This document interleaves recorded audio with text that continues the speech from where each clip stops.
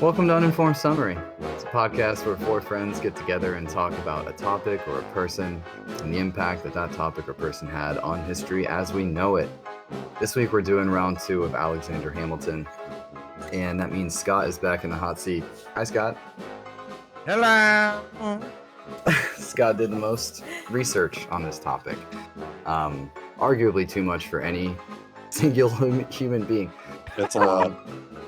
Right underneath Scott in levels of research this week is Matt. Hi, Matt. Hi, Matt. Matt, traditionally that means he's like read the Wikipedia, done some YouTube research, and in Matt's case though, likely knows more than he lets on. Bachelor in History degree is basically what I have about Alexander Hamilton. No sweat. And I'm Vinny, and I have put my mind to about a wiki and a YouTube video here and there. That would put myself in the third slot. Molly is with us this week as well. Hi, Molly. Hi. What levels of research have you done on Alexander Hamilton? I didn't do anything this week. Here's your dunce cap. Thank you. And welcome to Uninformed Summary. I'm glad to be here. All right, well then that means for Scott, why don't you take it away? Bring us into Alexander Hamilton Part 2. Yeah, this week we talk about Alexander Hamilton. At the end of the last episode, we talked about how they had won the war and at the Battle of Yorktown, and now it was time to build a nation. So Hamilton goes back to New York, where he's now going to reside for the most part, and he passes the bar exam to become a lawyer. At some point, he accepts an offer to become a tax receiver, or essentially a tax collector for the state of New York. He had originally declined it, but that was more of a bargaining type of thing. And they came back and gave him a shit ton of money. And so he was like, all right, yeah, we'll do that. Part of the deal. Yes. One of the things that starts to happen, though, is as the nation is starting to get off the ground, Hamilton starts to become a bit more vocal about the ineptitude of Congress. He feels like they are at the mercy of the states, which I've come to find out that, did you know that like almost half the country prefers that actually, but Hamilton not so much. And so I don't exactly remember where, but he ended up talking to someone. He just becomes vocal about it to the point where he's pretty much talking to anyone that will listen in terms of, we could be doing a lot better than what we're doing. While all of that's going on, you have the debt from the war because you have soldiers that are not getting paid at the time they said they were going to be getting paid. And at that point, there's a portion of the army that was involved in the war that had threatened a revolt because of it. So Hamilton continues to argue that the central government needs to be able to collect more taxes as opposed to it just being a state thing. And he argued that the Articles of Confederation should be revised to allow the U.S. to collect taxes and raise an army. Which, as you can imagine, by this point, they're like, well, why would we need to raise an army? We just won the war. I mean, we beat the only other army that's out there, right? Though we beat Britain, and they're the only country that exists, so we're good now, right? Yeah. So that is something, though. I'm sorry I'm going to stop us just for a please. second because, like, Congress, these powers that were being discussed right now, you're saying like at this point, yeah, the structure of the federal government, if it was like the skeleton that it is right now, they didn't have the power to make taxes or to collect those taxes or to declare war or like raise an army anymore, right? Right. That was still up to each individual state. Yeah, and to take on the I don't know, devil's advocate, anti-federalist role that I'm gonna have on this podcast, there were no other armies in the area. Like once the British were out, they were surrounded by sparsely populated colonies and indigenous peoples. There really wasn't much need for, a big federal army. Well, fair point. But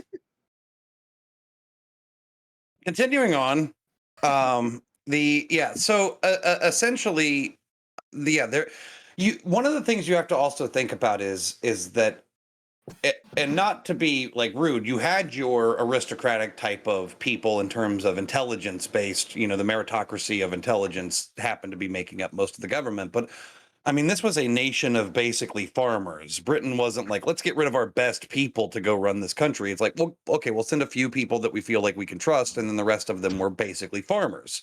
And so now they're all deciding to build a country out of nothing. And the argument is like, okay, well, do we want to be? It's not like, well, let's have this be a law and this be a law. It's like, who are we going to be in total? Are we going to be a communist society? Are we going to be a capitalist society? Are we going to be a monarchy? I mean, there's so many things that were actually discussed in that regard, and we'll cover that a little bit here in a second, because it's such a weird kind of time, as you have a lot of illiteracy as a nation, and also trying to then just go, well, who are we going to be? And are we going to be something different? Are we going to use the values and the system that another government's used?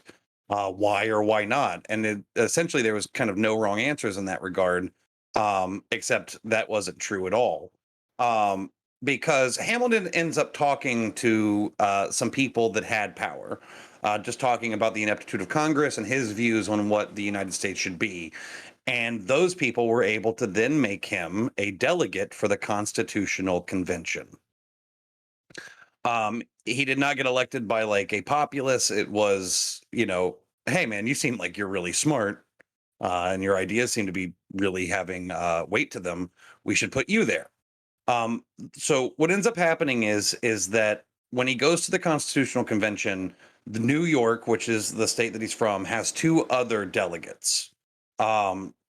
So those two other delegates and Hamilton did not get along, nor did Hamilton get along with even the governor of New York, George Clinton, because New York wasn't 100% sold on the idea of becoming a nation of states.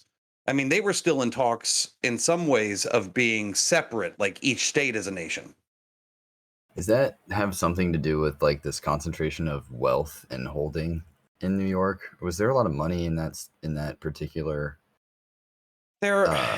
place there? Is that because I think when I was looking into it wasn't like what you think of with New York now, but they were definitely maybe not that. They were definitely more commerce oriented than a lot of other states like Virginia, say. Well, and there is a big reason as to why there's that presumption about New York in general, and we will get into that a little bit here. But essentially, once we'll go ahead and cover it now. Fuck it, we'll do it live. One of the things that ends up happening is once the banks had gone public and people were able to start speculating, aka like stock, by investing in stock. One of the real issues that they ran into was that even though Hamilton was like writing to all the other states, like get involved, like please get involved. It tended to be people were really investing in the New York and the northern states, which just furthered that divide between the North and the South in terms of that perception. And so a lot of people always viewed, New York as being like the bad investors, bad people, essentially, because they are taking advantage of the system. When in, once again, reality, Hamilton was actually kind of upset by that prospect. He was definitely trying to get more people involved in the South states because he wanted to get rid of that perception early, and it just never came to fruition. So yeah, it seemed like the way Hamilton thought about money is that it should even out. Like, I don't know, those policies and banking that he was known for later, like that getting back your interest by he'd be like, hey, you know what's smart? If you are going to accrue interest on a debt, like just write into the agreement that you're going to create something that's going to deal with that interest and bring it back so that you're not going to lose out in the end. Like if that's the mentality he used for all these like delegations, I bet he pissed a ton of people off is what I'm trying to say. Yeah. Because he just would tell people like, no, that's not going to work. Yeah. And for the Game of Thrones fans, I mean, I would, and Matt will vehemently disagree with this. I would say that the perception is very much of like that of like Tyrion Lannister, where he's super intelligent, but everyone in the that he's working with views him as this virus on the system. And if you don't get that, I think I still feel like I explained it well enough for you to kind of understand. Yeah, he wasn't very well liked by the powers that be, and he's in a state where he's now the delegate, one of 3 delegates to decide what the future of the country is going to be. And not only do his 2 other delegates vote against him every chance they get, but then his governor doesn't care for him either. That's unfortunate. Yeah, no, and it was definitely as some would say, a real pain in the ass. So while he's at the Constitutional Convention, they had this kind of discussed thing of, so there's no wrong answers, basically. Say whatever you think that might be a good idea, but we'll never talk about what happened here. We'll only applaud what comes out of it. That was kind of I don't know if it was necessarily spoken, but it was definitely, that was the vibe that was given off. And so Hamilton suggested some things that were to go on and haunt him for the rest of his life.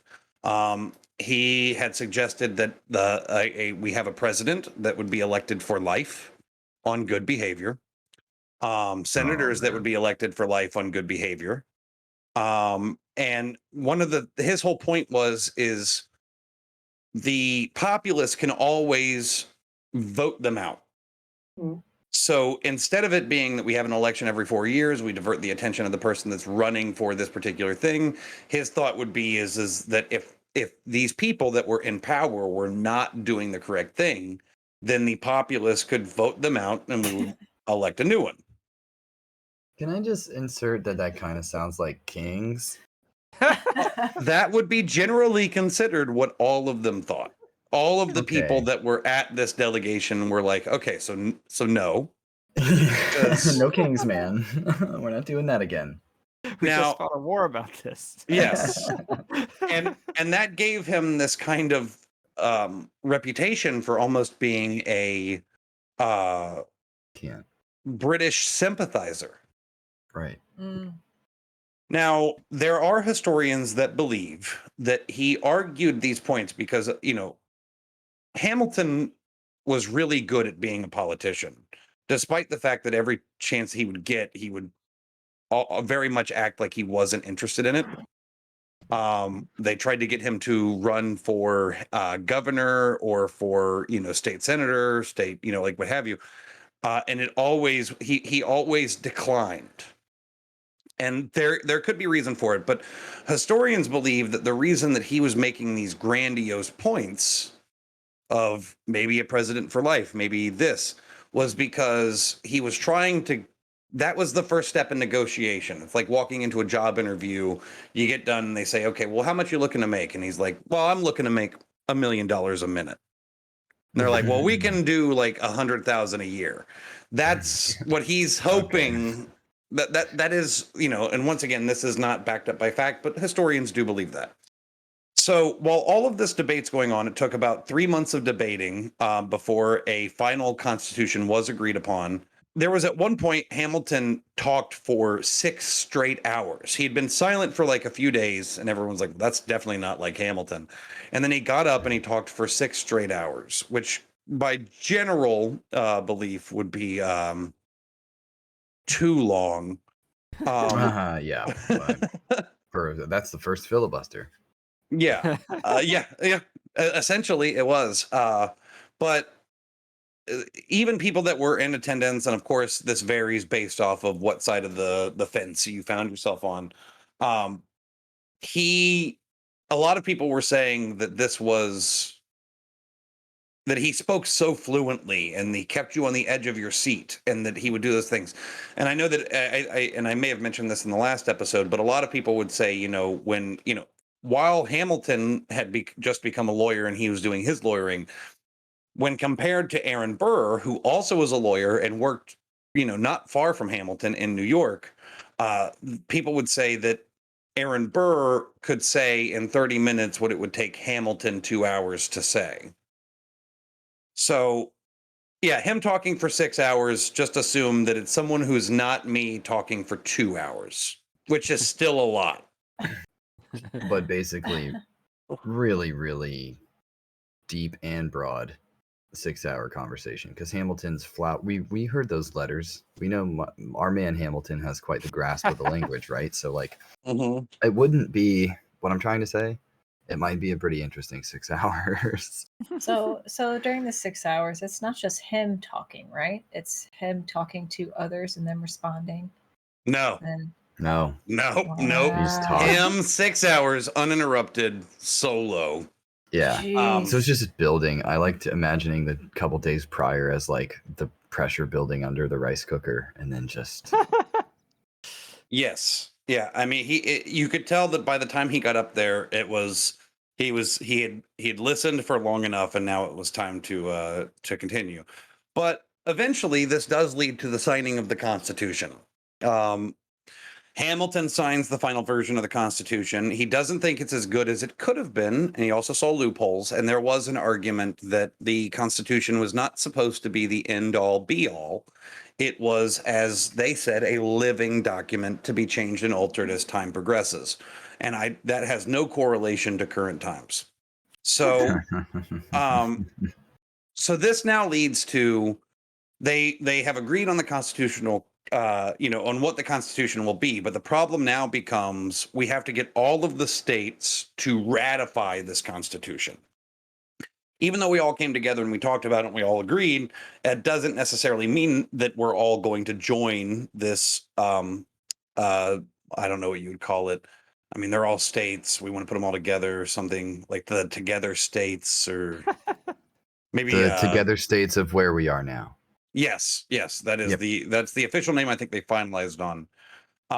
And so in order to get everyone on there onto the idea of we should ratify this, and instead of being separate, we should be this giant mega nation of states. Hamilton came up with the idea of doing what's called the Federalist Papers. He enlists two other colleagues, John Jay and James Madison, that they are going to write essays to all of the states, or try to get them in as many states as possible, to kind of sell the populace on the idea of joining this new nation. The idea being is that they were supposed to write 25 essays, equally split between the three of them, 25 divided by 3. Each one's doing a 0.33 thing, I guess. I would assume that it would be an extra one would go to Hamilton, 988. But regardless, what ends up happening is John Jay got sick. He wrote a few and then he got sick. James Madison wrote 29. So they were supposed to do 25. James Madison writes 29. The extra. Yeah. And Hamilton, he's a lot more reserved. So he wrote 51. Oh. Gee. Yeah, it was, some would say excessive. Maybe a little extra. But what's really important at this time is that, it was a lot. But at this particular time in history, James Madison and Hamilton are like, we get each other. We're on the same page here. And that would not continue, but the idea that James Madison sat down and wrote 29 essays with Hamilton, rather be it separate. And they did write under a pen name. They didn't want anyone to know who it was. But the problem is that when Hamilton and Madison write, it's pretty easy to tell who wrote them, Right. So they did that. Now it comes time to, are they going to ratify? They've sent out the propaganda. Are they going to be able to make this into a nation? So back in New York, they start discussing it, and ultimately George Clinton, who is an anti-Hamiltonian, if you will, was against it, to no one's surprise. And he agreed that they would only ratify under certain conditions, the biggest one being that Virginia would ratify before they would. Because at that time, the two real powerhouse states are Virginia and New York. So Hamilton delayed the discussion and continued to argue for ratification. I think it was somewhere around 26 times in 6 weeks. So it's like, hey guys, we're really work on like figuring out how we're going to collect taxes. He's like, yeah. What about we ratify though? Like, hear me out. So eventually, go ahead. I was just thinking, it was like, he's that directly focused on it. He really truly believes in it, right? So I think if he sees this ratification effort through, it's kind of like testing that faith, and if they'll ratify first, then we can go forward and expand on that. I think it's like Hamilton's version of not trying to put the cart before the horse. Correct. And to be fair, I mean, Hamilton was more on a federal level when it comes to his actions in the country, but he was very much of the opinion that just because something is unpopular doesn't mean that it's wrong. He definitely felt that sometimes medicine doesn't taste very well. It's like his centralized banking thing, like not super duper popular, but correct, definitely stuck around. Correct, and there's some reasons for that too, in terms of clearly the southern states were definitely against the northern states getting too much control, Of course, and so it had to be some give and take.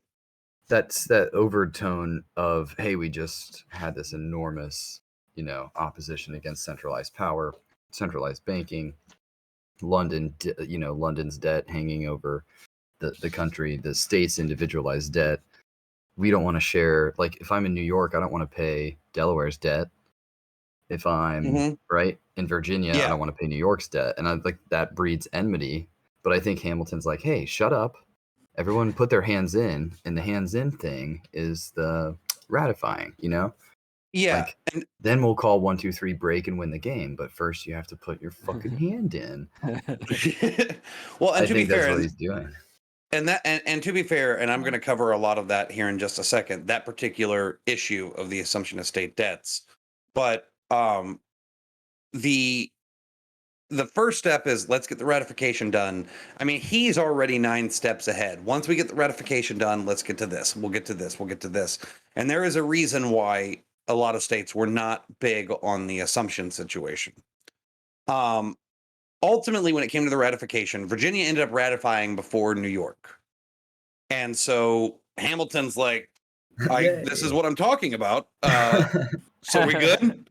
And George Clinton is like, no, I don't know. And I mean, they eventually got kind of backed into a corner, because if all these other states are now part of this union, then we're the only state kind of left out in the cold.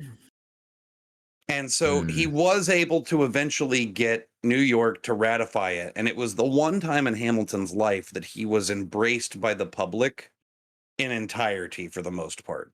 In terms of approval ratings, he had gotten a decent amount of approval ratings from the ratification of the Constitution.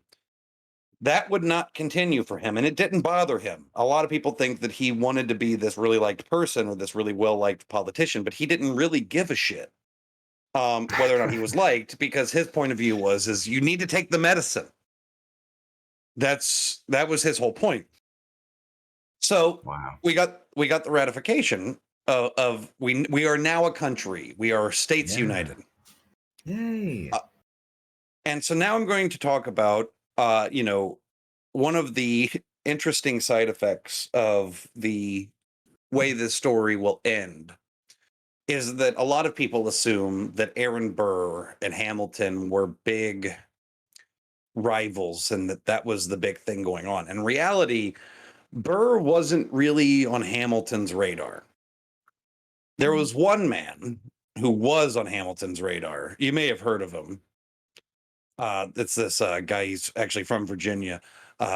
Thomas Jefferson. You ever heard of him? TJ, let's go. Dun, dun, dun, dun.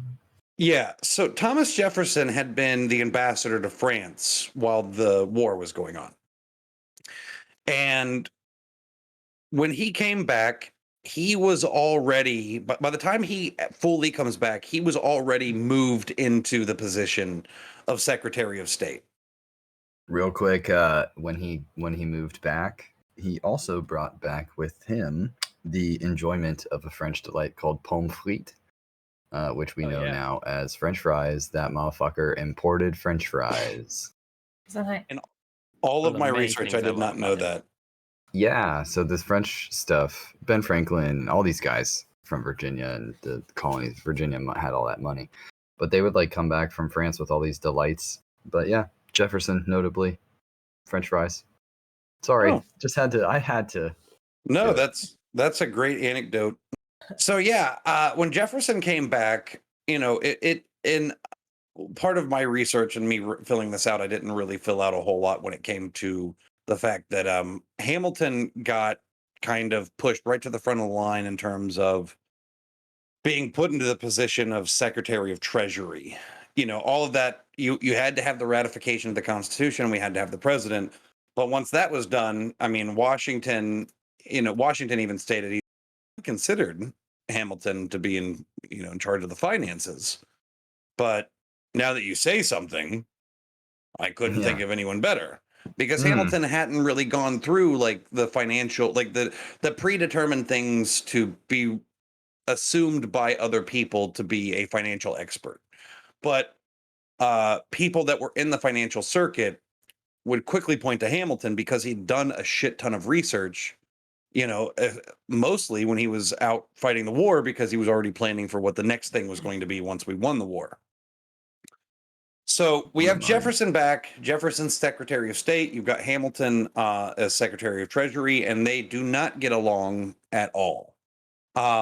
They disagreed on pretty much everything. And at this point, Hamilton's really pushing the idea of the assumption of state debts. Now, Jefferson and Madison disagreed about the assumption of state debts, as Virginia had already paid their debt. And a big portion of this debt was war-related debt in terms of like paying soldiers and all that kind of thing. So, some people would argue, well, Virginia, you were able to pay your debt because you have a lot of laborers in your state that you pay a $0 salary. I'm just throwing this out there as a thought. Generous description. Yeah.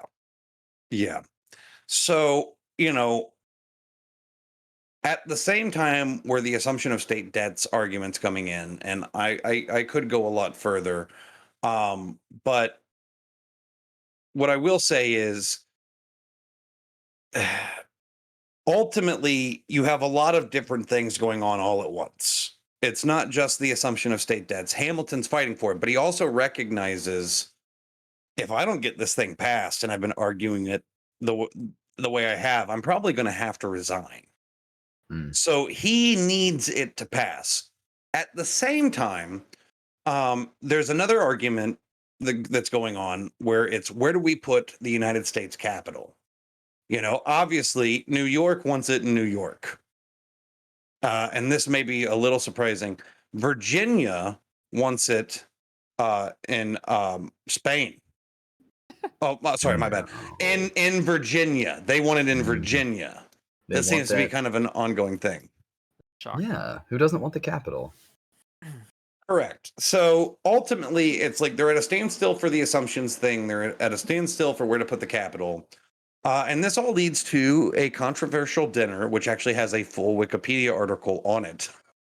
A dinner has a Wikipedia article called The Compromise of 1790.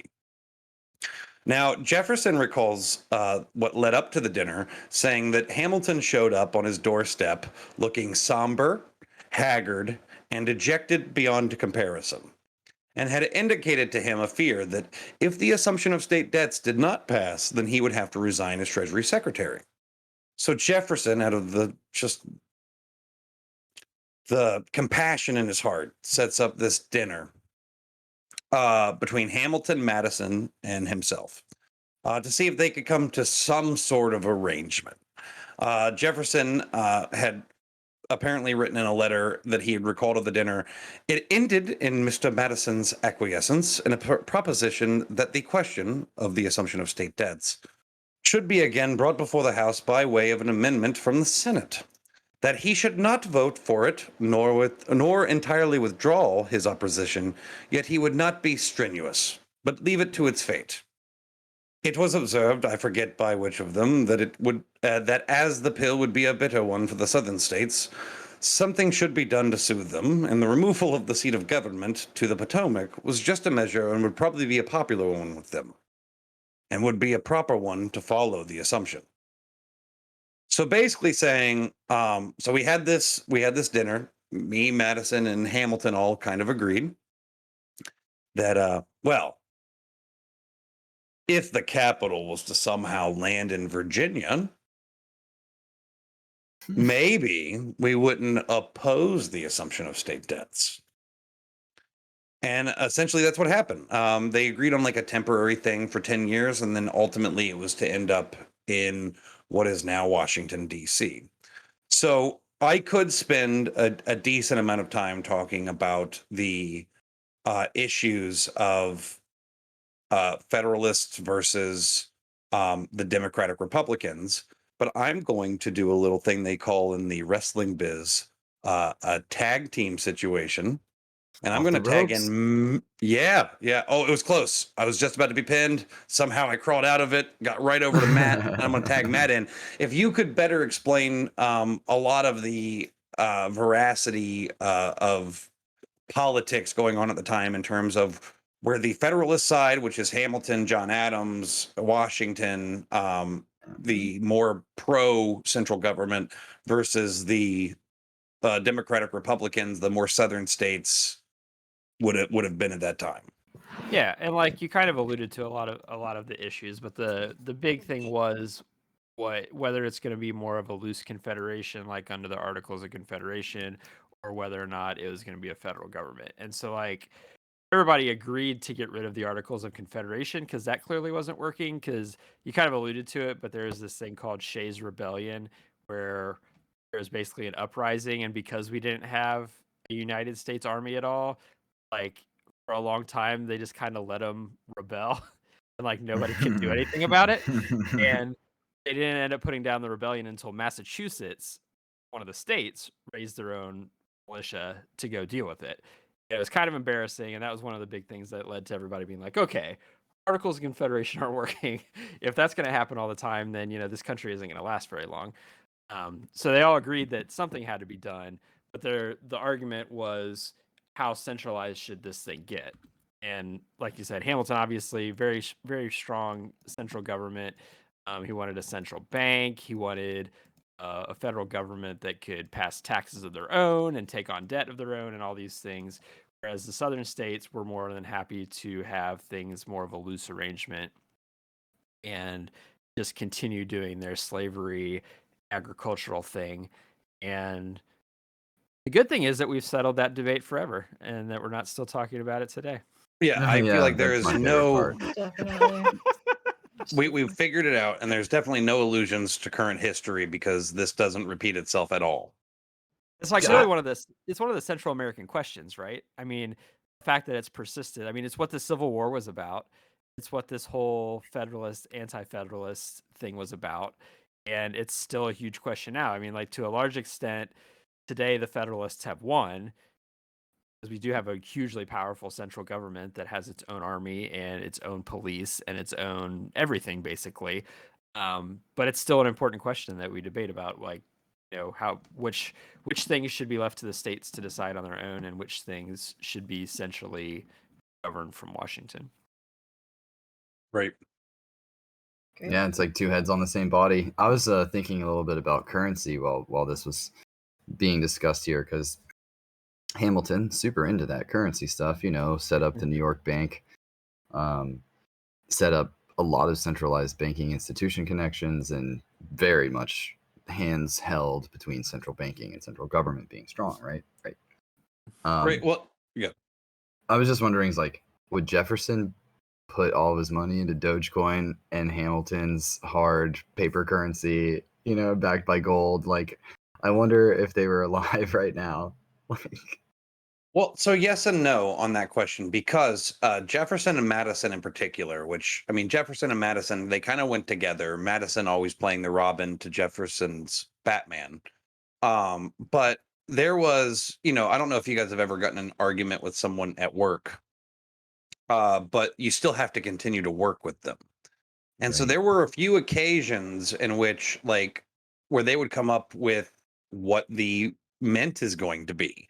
And Hamilton sending letters to Jefferson's like enclosed as the ment that I have agreed, that I think that would be sufficient to your taste, notwithstanding this particular size and this particular thing.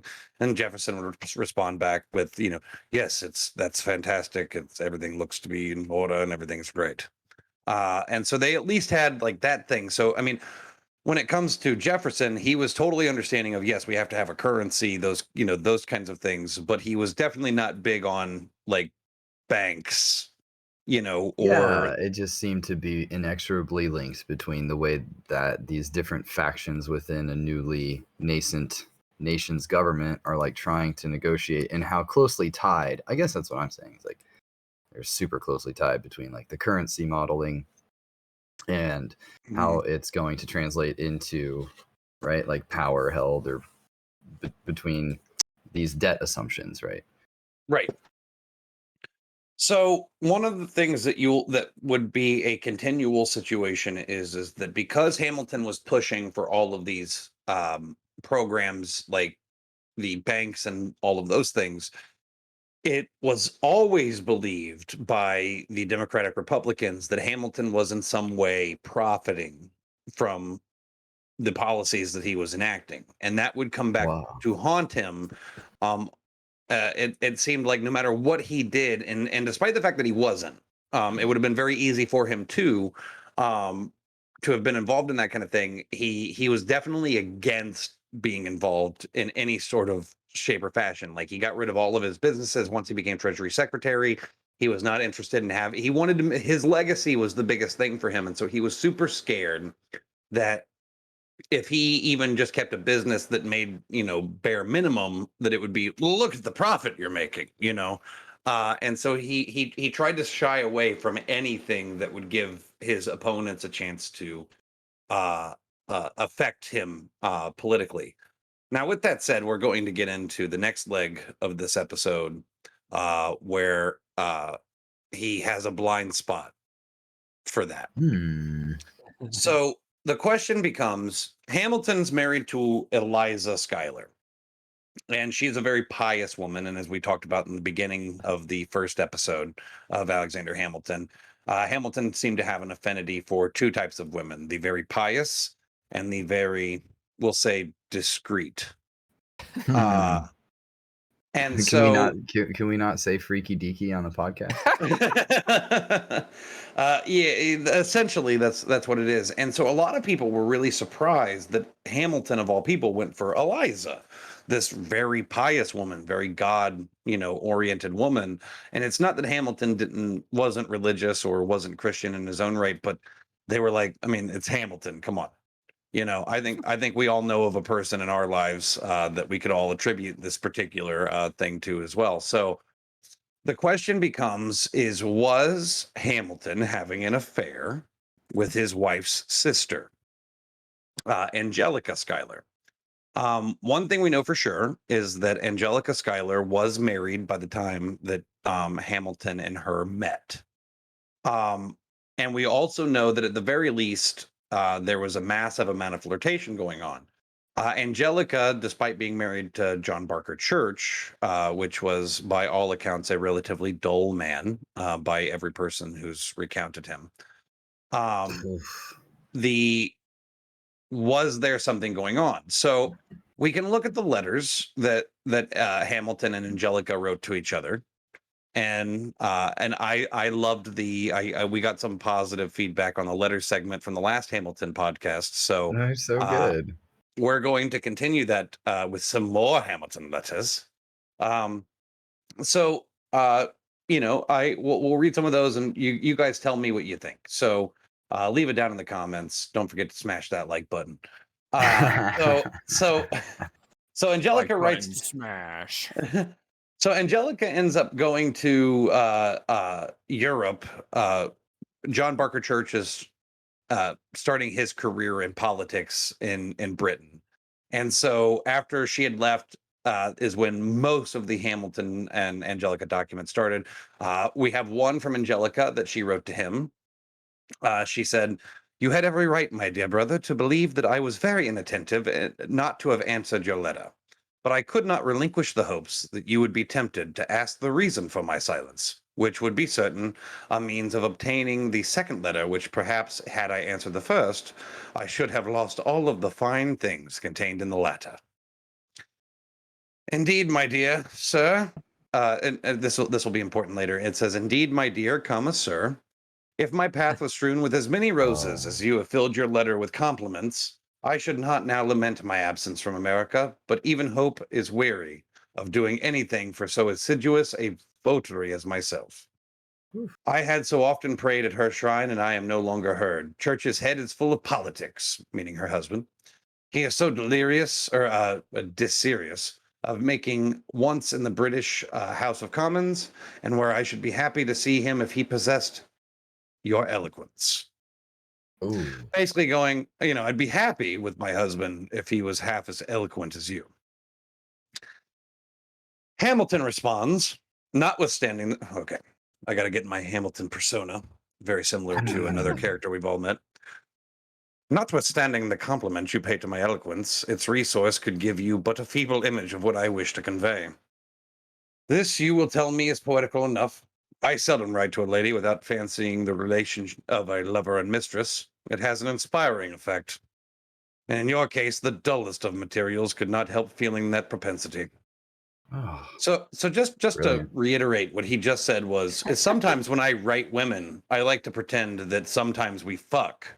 And when I do that, it makes the writing better. And even if I looked at you at your worst, I got enough fat material in the spank bank to keep this letter going. Yeah, but he said it in like late 1780s and 90s, like Yeah. high elevated Right. language. Yeah. Oh, he was flirtatious, we'll say, in this letter. So in the same letter, he goes on to say, "You ladies despise the pedantry of punctuation. There was a most critical comma in your last letter. It is my interest that it was what should have been designed, but I presume that it was accidental. Unriddle this if you can. The proof that you do it rightly may be given by omission or repetition of the same mistake in your next. Yours truly." So what had Damn. happened there is that she and I guess that this was, I've had to learn a lot. In the letter she had wrote, "Indeed, my dear, comma, Hamilton," which by nowadays standards would not be all that flirtatious. But if she had, "My dear sir." So if she had said, "Indeed, my dear sir," comma, meaning that he would be an important man in her life, instead she wrote, "Indeed, my dear, comma," meaning the most important man in my life. That caused some that was some real flirtation going on. That was some scandalous affair. So in a later letter, she jokes about her jealousy to her father's attachment to Hamilton. She says, "My father's letter, oh, God damn it. My father's letters have relieved me from the dread of having offended him. He speaks of you with so much pride and satisfaction that if I did not love you as he does, I should be jealous of his attachment." Um, Angelica took a vested interest in Hamilton politics as well. At one point, offering to send him some more books on finance and wishing to know about how Hamilton was doing in the shark-like political atmosphere of early America. Hamilton responded to that letter saying, "My official labors so far have not been unsuccessful, though they have not issued exactly as I wished, but it is said, much better than could be reasonably expected. I look forward to a period not very distant when the establishment of order in our finances will enable me to execute a favorable wish." Once again, kind of going to his, him working through the financial system Now, a lot of the letters that are in this whole thing are missing from history, but we can at least paint a picture from the letters that we do have. Like that letter with the comma, we do not have the letters that came after that. But Yeah. do have this next letter, which is rather explicit, I feel. Okay. That's my own thing. Hamilton would often call his wife Eliza Betsy. I don't know why that is, but he did. So he's writing to Angelica. He says, Betsy, according to your hint, cries Atlantic because she's across the Atlantic and defies anything that either of us can say or do. She consents to everything except that I should love you as well as I love herself. And this you are too reasonable to expect. So something to note is that although his flirtationship with Angelica was pretty much apparent to everyone, so much so that members of Congress would eventually call him out for being incestuous, alluding to the belief that he was having a sexual relationship with Angelica, his wife, Eliza, did not seem to mind that much. Angelica at one time joked to her sister in a letter that she should let her borrow Hamilton for a night. And Eliza laughed this off, but yeah, so there wasn't really like lost love there. But in the same letter, it continues with, "But I do not know how far I shall avail myself of her generosity if you do not mend your manners. You hurt my republican nerves by your intimacy with amiable princess. I cannot endure that you should be giving such folks dinners, while I, at a distance 3,000 miles, can only console myself by thinking of you. But I pray you don't let your vanity make you forget that such folks are but men, and it is very possible that they may not be half as worthy of the good will of a fine woman as a parliamentary man or Secretary of Treasury. Oh. You are not, however, to conclude from what I have said that I am in a violent fit of dudgeon with you. If it will give you pleasure, assure yourself that you are as much in my good graces as ever, and you must be a very naughty girl indeed if you can lose that place in my affection." Oh. Hey. I do declare.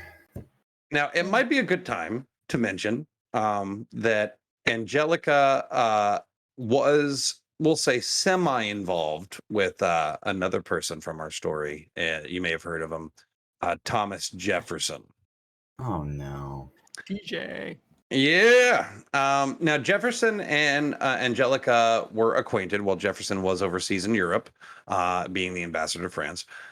It is also reported that she did orchestrate a relationship between Jefferson and one of her married friends, giving credence at least to the idea that Angelica was not one to be judgmental of infidelity.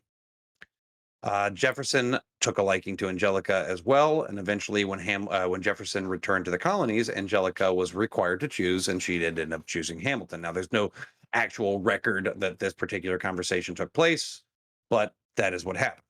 So, whether or not they had, at least Hamilton and Angelica had an affair, is unknown. It is alluded to those by those that are familiar with the pair. However, we do actually have evidence that Hamilton did that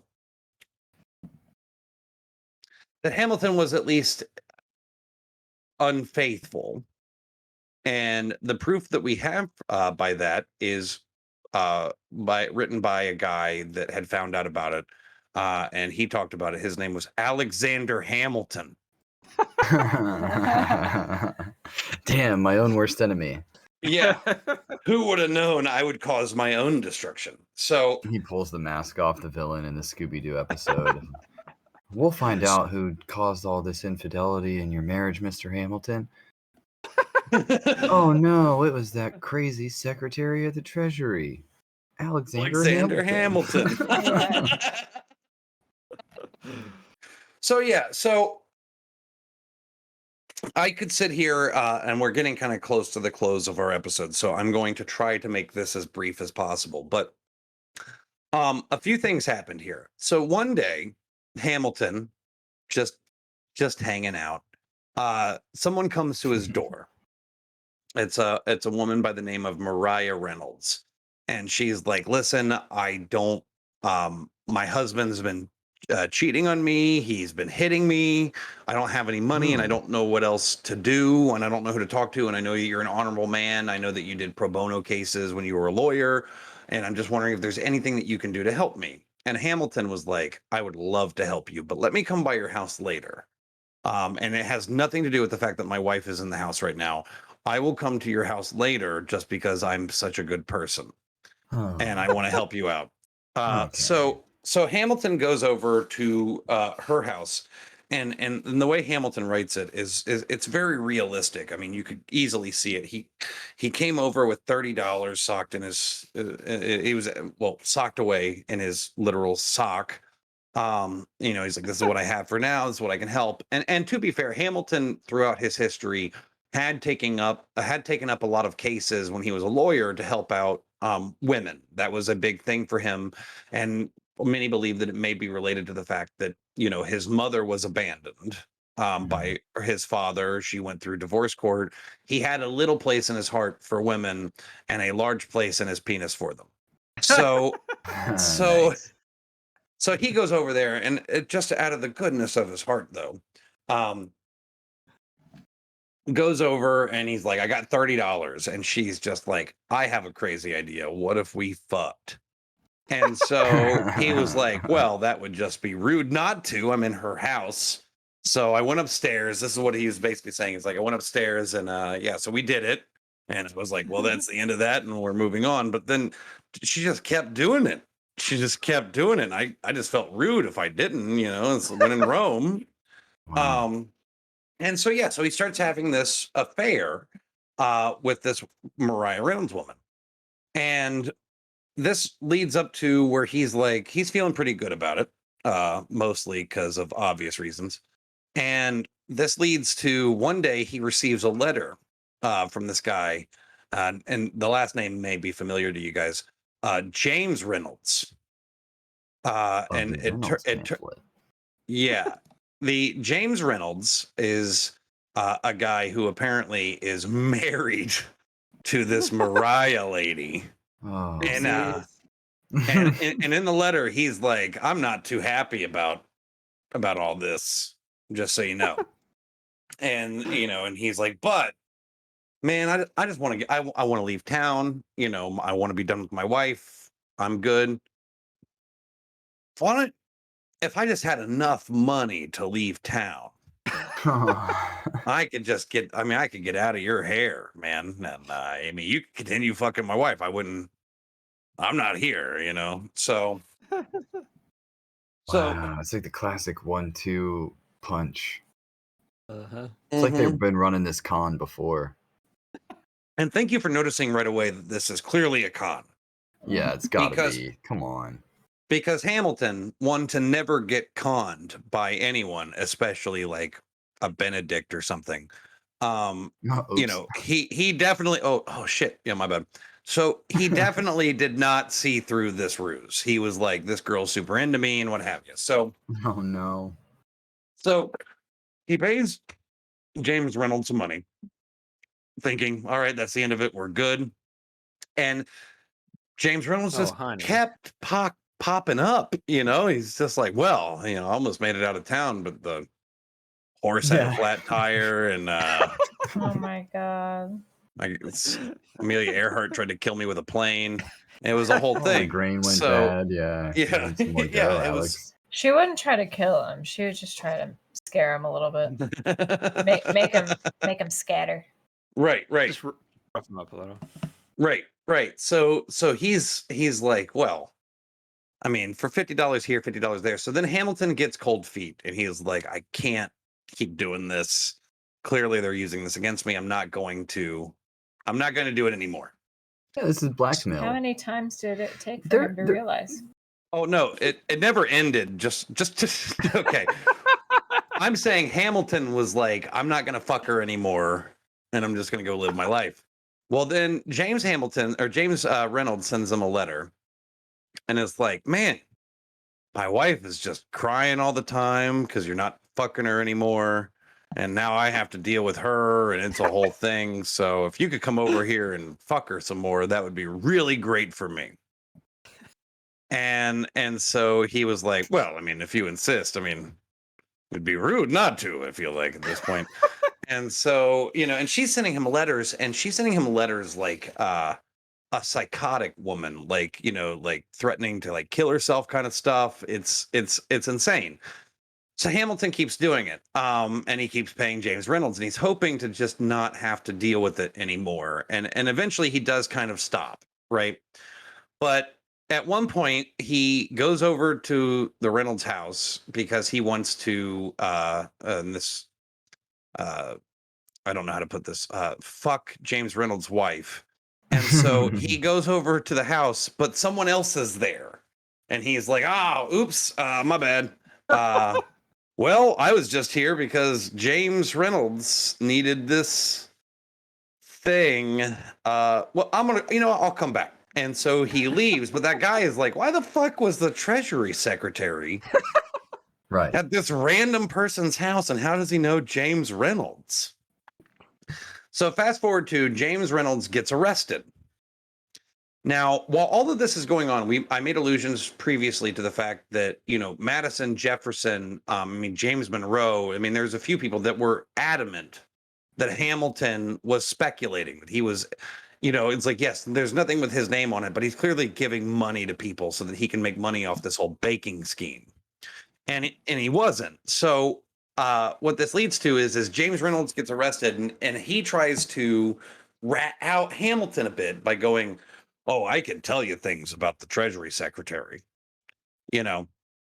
And so they're like, okay, great. Yes, tell us, because we know he's doing all this stuff, but we can't prove it. And once again, he was not. So they have this whole plan to meet with James Reynolds, and James Reynolds basically just leaves. He gets the fuck out of there. And so they go and talk to Mariah Reynolds, who's off her rocker, and is trying to get stuff from, like, information from him. But ultimately they come to the conclusion that Hamilton was paying James Reynolds to partake in the speculation, as they called it, or stock trading, bonds, that kind of thing. And so that was how he was going to profit from it. And, they end up finding that guy that had said, he's like, yeah, I saw him here. He came by and like dropped off some money. So clearly they put two and two together. So, it's like James Madison, James Monroe, a third person show up, and it's like, all right, Hamilton, we just wanted to let you know what we have on you before we go public. And Hamilton's like, okay, if you can you come by my house later and we'll talk about this? I have a cork board and it's got strings on it, and I'll explain everything. And so they leave. They come back to his house later, and he's like, well, you're not going to believe this. But not only was I not speculating in that kind of stuff, I was fucking that guy's wife. And so he goes into extreme detail explaining everything that was going on as to like what led up to the moment, what why he was giving James Reynolds money, all of the stuff. And they all agreed that, all right, we believe you. And Hamilton asked them, can you promise that this does not leave this conversation? I don't want this to get out. I'm asking, out of respect. You can disagree with me on politics, but can we not have this go public? And they were like, yeah, no, it's cool. But James Monroe was always a little, it's still kind of fucked up. So, but that was the end of it. And Hamilton continues on his career. He continues doing what he was, hoping to accomplish in the first place. And then one day, this guy shows up out of nowhere, a Mr. Calendar. I don't have his first name in front of me. And Mr. Calendar starts writing some very inflammatory stuff about Hamilton in a local paper. And because he's talking very negatively about Hamilton, Jefferson hops on that and he's like, man, I don't know if you guys know what journalism is, because this guy just defined it. This is now what journalism is. If it hates Hamilton, this is like the best thing ever. And so, Jefferson hops right on it, and And one of the things that's mentioned in these articles that are coming out against Hamilton, and Hamilton's being told by all of his friends, like, don't respond. Just leave it alone. It's fine. No one's reading this paper, Hamilton. It's all good. Well, yeah, they're just like, go back to your paper, go back to the Post and put out some other articles or whatever. Like, he ran his own publications, and right, you know, like he could have focused on that, but yeah, he could have. He did not. I know, it's so fucking terrible. Oh my god. And so eventually an article comes out that alludes to the Reynolds affair, but it doesn't have a whole lot of information. It doesn't name names. It's just like, hey, we know what's up. But it also says that he was involved in speculation. You know, and when Monroe and Madison and all that stuff was going on, like, he provided documents. You know, it's like, this is all the stuff. The only thing that they found is that he didn't properly notate money, or that he had attributed money to funds that weren't necessarily of the power that he was supposed to have. But it wasn't bad. He was taking care of debts that were related to the country and not anything personal. There was no personal benefit for him doing any of the things that he was doing. So yeah, he was like, look, I was having sex with, you know, Mr. Reynolds, his lovely wife over here, but that was my sock money that I was that way. Okay, I'm not reaching into the coffers. And I think that there was actually a really there's like, you know, ignoble behavior is pretty characteristic of politicians. I think that that's easy, like an easy link. There's no like Mr. Smith goes to Washington, you know, like sensibility. Even back then there was a lot of mistrust of politicians, career politicians, and everything. And adultery was a crime, you know, like, you'd go to court, you'd go to jail, like. I mean, point of fact, I mean, Hamilton's mom was thrown in prison for adultery. Yeah, exactly, man. And that must have like meant something, but at the very least, you mentioned how important Hamilton's legacy was to him. And it's kind of interesting to say, like, hey, look, as Hamilton, I have boundaries. I'll do this cheating stuff, but I'm not going to mess with the nation's money to do it. Right. And that was his big thing. I mean, as far as things go, you got to say that lands on like a gray area at least. Yes. Leaning, I think positive, like leaning not so bad. And that was kind of Hamilton's internal monologue, where that's at too, because he's like, listen, I'll admit that I fucked that guy's wife, but I am not a speculator. You know, that's like, I'm not a criminal. Yeah. Even I can give props for that. Like, I'm an overly moral person, and I think both of those behaviors are reprehensible. But like, betraying the country and committing financial fraud is definitely worse than it. Even I'm like, okay, yeah, I get it. Like, that's the lesser of two evils. Right. Yeah, and Hamilton could not stand that his name was being thrown through the mud. Now, at the same time, this calendar guy, this calendar fellow, also ended up printing some stuff negative about Jefferson, and Jefferson was like, this guy has no journalistic integrity. He's a real piece of shit. I would never have agreed that this guy was good ever, because he's so not good. So now Hamilton is like reading this thing, and he's like, okay, so outside of James Reynolds and Mariah Reynolds, 3 people know. And I trust 2 of them pretty well. I don't trust this James Monroe motherfucker at all. And so he tries to talk to James Monroe, and he's like, listen, I know you fucking said some shit. I know you told. And James Monroe's like, huh? Me? What? No, I don't know what you're talking about. What are you talking about? Oh, that thing with the, oh yeah, no, I haven't told no one. And so this continues of them arguing. He's like, I swear to God, I know you fucking told him, and I'm gonna fucking kill you if you don't just admit it. Just admit that you said something. And James Monroe's like, there's nothing to admit. I don't know what you're talking about. I have no idea. I would never do that. I'm an honorable man. And so this continues back and forth a lot. And ultimately it leads to the discussions of a duel. Where Hamilton's like, all right, motherfucker, let's fucking duel then. If you want to duel about it, I'll fight anyone. I'll fight Brock Lesnar. I don't even know who that is, but he sounds real fucking terrifying. I'll fight everybody. And so he gets into this mode where he's like, I have to protect my legacy, and you clearly fucked me over. And James Madison's like, I don't know what to tell you. I didn't say anything. I don't like you for sure. I know that, but like, then I didn't tell anybody. And at one point, it's about to get to like a duel situation, and none other than Aaron Burr pops in, and he's talking to James Monroe, and is like, listen, it's not that big of a deal, just tell him, what he wants to hear, and what have you. Don't say that you told anybody, because that would be, Hamilton will try to kill you. But like, at least like let's work this whole thing out. Which he did not take his own advice later. Well, I guess it depends on how you look at it. It seems like he really solved that problem, personally.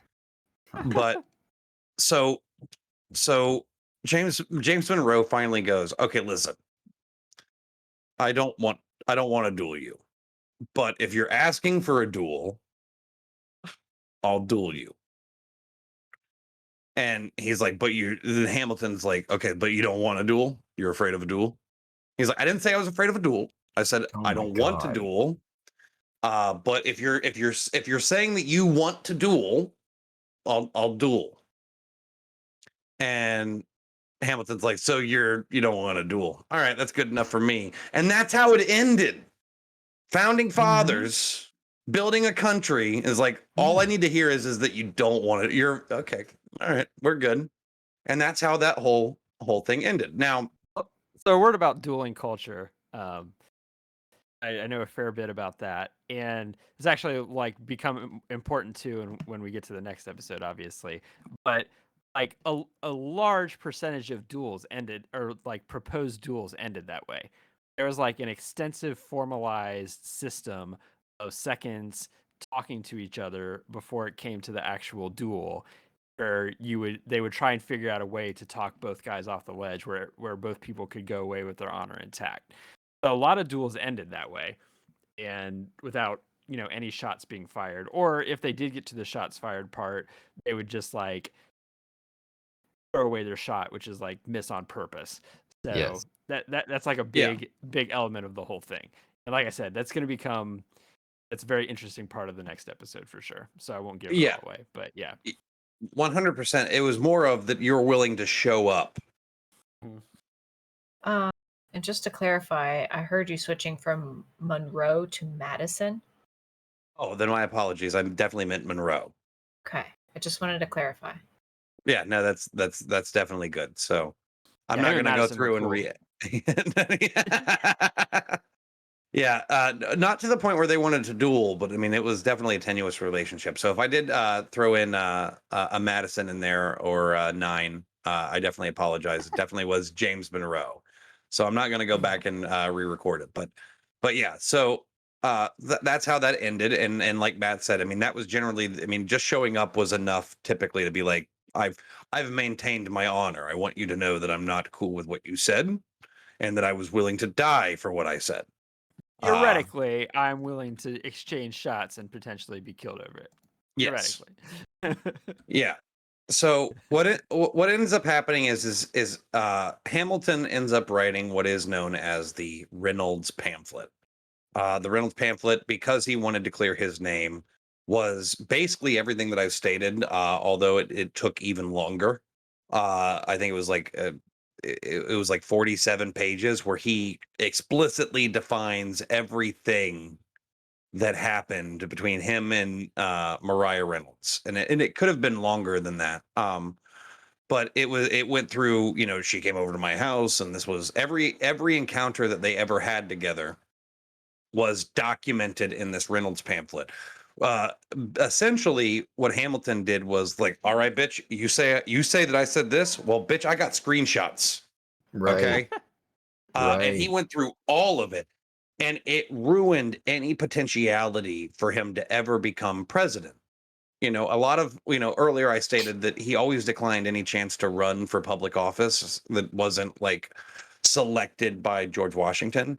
But a big reason for that was, at least we believe, that he knew that the second he tried to climb higher than his current station, all of that was going to come out. And his argument was, and this is just out of the goodness of his heart, God bless him. Well, I just didn't want to hurt Betsy. I didn't want her to, have to deal with finding out about that. It would break her heart, and he was just always a philanthropist in that way. Classic. Yeah. Well, he would hate to hurt his wife or his sister or her sister, right? Who are all depending on him to be faithful. Yeah, and Oops. Angelica wrote to Eliza saying something along the lines of, it's like, well, it was an allusion to Icarus in the terms of, he's like, well, you married a guy that flew too close to the sun, So yeah. Now, the way once all that stuff happened, he was clearly not going to become president. He was going to have to always be on the back burner, and he did eventually basically just retire from public life soon after that. Stepped down as Secretary of Treasury. And it wasn't immediately because I believe that he'd actually stepped down from Secretary of Treasury before that, but he had already resigned himself to living a more hermit type of lifestyle. But what I will say is that Mariah Reynolds eventually went on to divorce her husband. And when she did, she had to find a lawyer. And the lawyer that she picked was none other than Aaron Burr.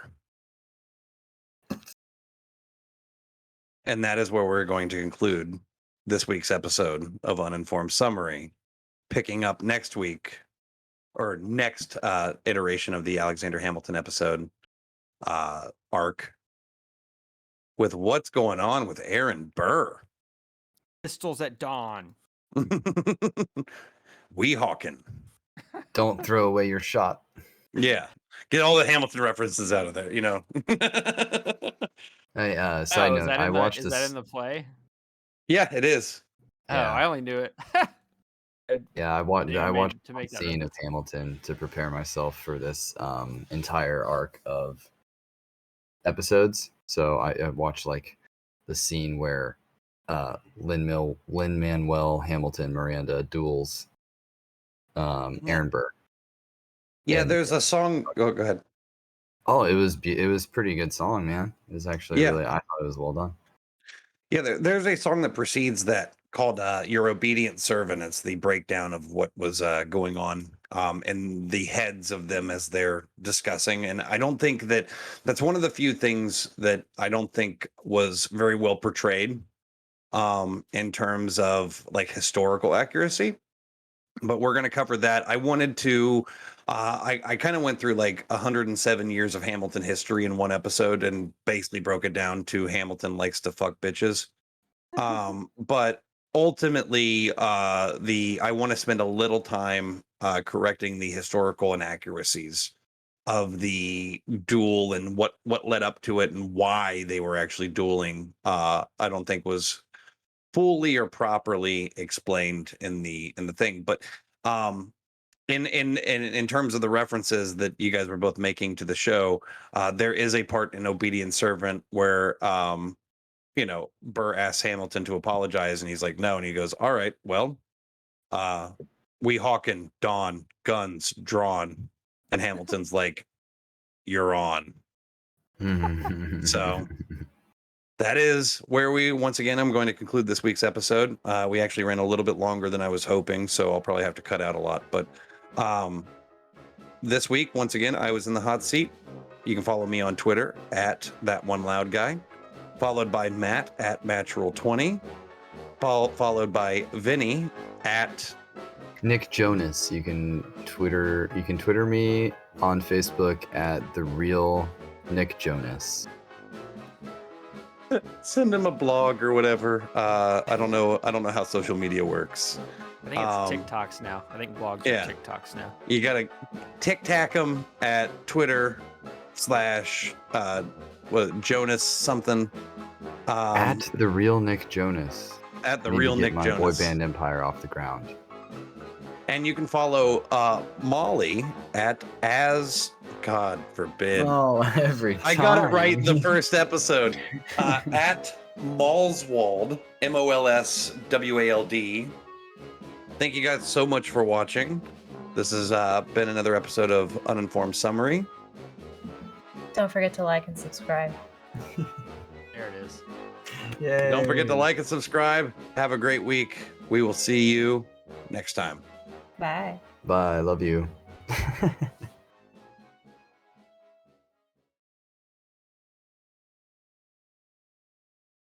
All right.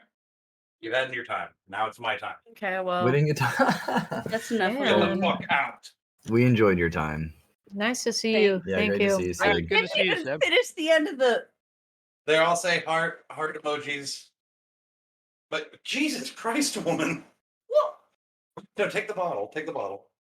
The whole book. Yeah, take the whole bottle. That's for you. Don't puke on my couch. I won't. That sounded like a thinly, like a non-substantiated. I will. Sound like she just agreed under duress. Like, yeah, sure, no. Well, past Vinny, you would be correct.